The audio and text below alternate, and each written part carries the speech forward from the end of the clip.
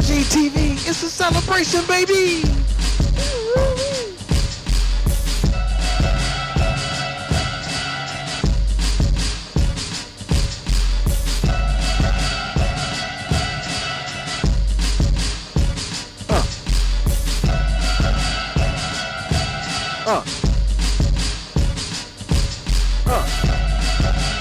JohnG TV. I ain't finna spit nothing. So yeah, cut this down. We finally wrapping it up. Season 1. I'm just throwing out a bunch of nibbles and nabbles at y'all.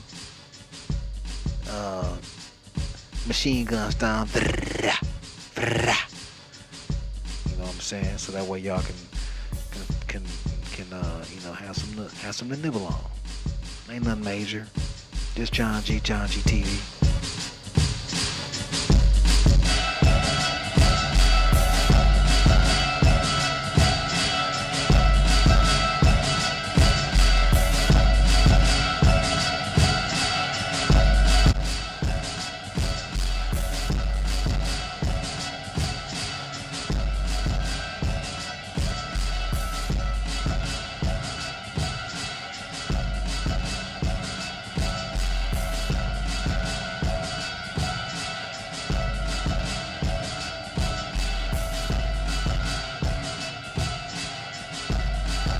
And this concludes the premiere season of JohnG TV.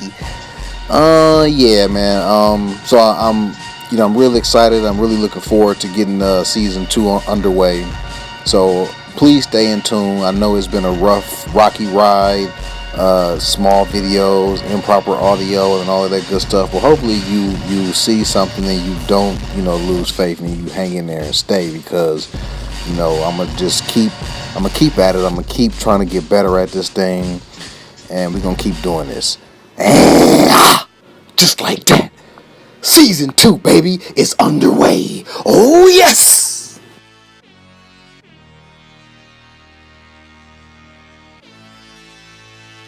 First off, I just want to say welcome back to JohnG TV Season 2. Now, if this is by chance your first time stumbling upon this, this is your first time hearing, you're like, who is this guy? What is this? Look, I am JohnG TV. This is JohnG. I'm sorry, take that back. I am JohnG, and this is JohnG TV. Now, I gotta preference you. I want you to get ready for JohnG TV. Now, here's the thing. This is not for your cell phones. This is not for your laptops or your tablets. You're going to have to put your headphones on, your hi-fi deck. 'Cause this here is like that. Let's go.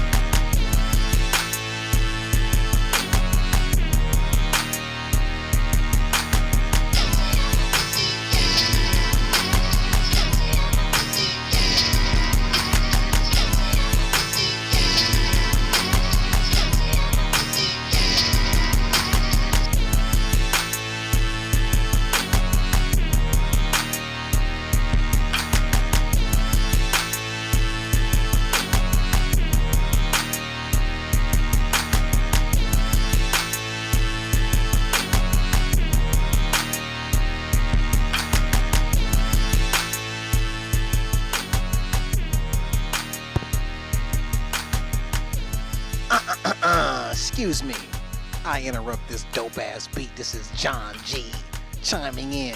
I just want to just, you know what I'm saying, rap a taste. Let's just stop here and rap a taste. All right, so hold on, let me adjust the camera. There, bam, there we go. All right, so what I want to talk about, this time period of when I was producing, when I gave birth to these beats or these patterns or whatever. When I gave birth to this was coming back. Basically, I was into music and then kind of fell out with the people that I was kind of working with, and basically kind of stepped away from music for, I don't know, like 7 odd years, as far as music making. And it's something that, you know, I've always been, the love or desire for it never left. So when I started to get back into it, I picked up, like, you know, like nothing hadn't really left. Only thing that I was kind of shocked by were the prices. Like, okay, you know, stuff seems to be a little bit more reasonable now. And when I was first coming back, I was looking for that, you know, that sampler, and ultimately I, you know, looked at the BeatThang. Now at the time, the options were the Renaissance. I could have got the machine was basically Native Instruments. I don't know who they were at the time. I'm like, all right, who was this? Who were these people? They was, you know, talking about MPC Killer and all that kind of stuff. And unfortunately, Roland and the MV had left, which I was kind of sad because they had went with the 8000 and had the 8800. And then I look up and they gone. They off in the wind. So I was kind of pissed about that. But anyways, it led me to this BeatThang, and I took a chance. I had looked it up. Because initially what I had done was I had ordered the SP404, and when I got it, I'm like, what? I didn't understand it. I was having trouble. It wasn't speaking to me. There were things about it that I really liked. The sounds on there are dope too, and the effects. But at the time I just didn't understand, so I sent it back, and then I got the BeatThang. And this was, you know, it had a play button, and it was just something that was more familiar to what I was used to in terms of a groove box. And, you know, it had auto chopping and all that kind of stuff. So I was able to kind of pick it up and understand it. So, and really out of the box, the first day I had it, within, I don't know, first couple of minutes or whatever, it froze on me. And I didn't send it back because I had already done so much research on YouTube, looking at all the videos I could on BeatThang. And I had already known about this crash. So if it wasn't for that, I probably would have, because I mean, that's unacceptable. I mean, out of the box, brand new, and it's acting like, you know, a piece of crap or whatever. But the sounds on it are great. The way it managed samples, oh my god. Like, I got 2 SD card slots on here that I have yet to use, and I have yet to even scratch the surface of my sample you know, space or whatever. I don't have the exact figures to tell y'all what it can hold or whatever, but all I know is that I'm just impressed by the way it managed samples, because I'm sampling like the whole song, like the whole 4 or 5 minute song, and then once you get in there, I'm looking at how much I got left, and I'm like, man, I did quite a bit of sampling, and I have not even touched the surface, and yet and still I can put 2 SD cards on it. And so, you know, one thing I will say about this, it is easy to transfer. I believe I did. Yes, I did transfer some samples from here through USB. I was able to take them over, you know, to any of your DAWs. So I actually slid it over into GarageBand, and I did it into Live. And so essentially, this is like a mobile sketch pad for your DAW. You can just drag and drop, and all of the tracks come in, you know, all tracked out, and so then you can take your production further there. So that's one thing about it I do like. If you do happen to catch one, you know, secondhand or for a deal, I wouldn't dare spend what I spent on it now, which was like, I believe, $6. because of the whole freezing thing. But I do like the fact that somebody took a chance and they made something that's it's not crap. They took a chance, and I think it's to be commended. It has a lot of cool, like the colors. The little light show is cool and whatever. And like I say, the one thing you will find impressing about this is the way it managed samples. I mean, that's pretty impressive to me, at least. Outside of that, is I would say it's fairly basic. It's a very basic sampler.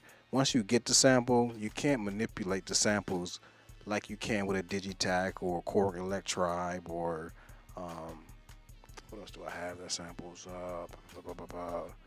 That's about it that I can think of. I mean, when I sampled on a Motif keyboard, I don't recall it having that.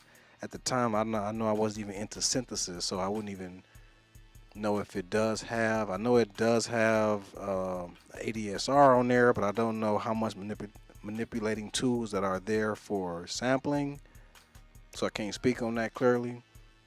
But I know that this BeatThang is pretty basic. Now, as far as the software, I have downloaded it. Really haven't used it much at all, so I really can't speak on how dope it may or may not be. So I can't say, but I know it doesn't. I know the hardware unit doesn't have the tools on deck to just manipulate samples the way other things have. So, but whatever. I mean, it's not a bad thing. It just makes you push your creativity to where it needs to be, and then ultimately you can always just take it further once you get it inside your DAW. So this is a little sample something, and just put a little pattern to it, and this is what it was. So this is a little breakdown of this beat. All of these beats, I gave birth to all of this at a time of I was like, you know, gone. Then this is my comeback, and having left music, and when I left, I really never, understood the whole sampling thing because I was one who really got into original beat making, and so I never really understood the whole chopping concept. I just didn't quite get it. Now, and once you understand it, when you think back to when you didn't understand it, it's kind of crazy to think like, how didn't I get it? But I mean, I really just was having a hard time understanding what. There's so many different ways or techniques to it, but I was just really having a tough time because what I wanted to sample would be something inside the beat, not necessarily something that I could sample. And so I had to just take those sampling learning lumps in terms of how I'm going to manipulate the actual sample.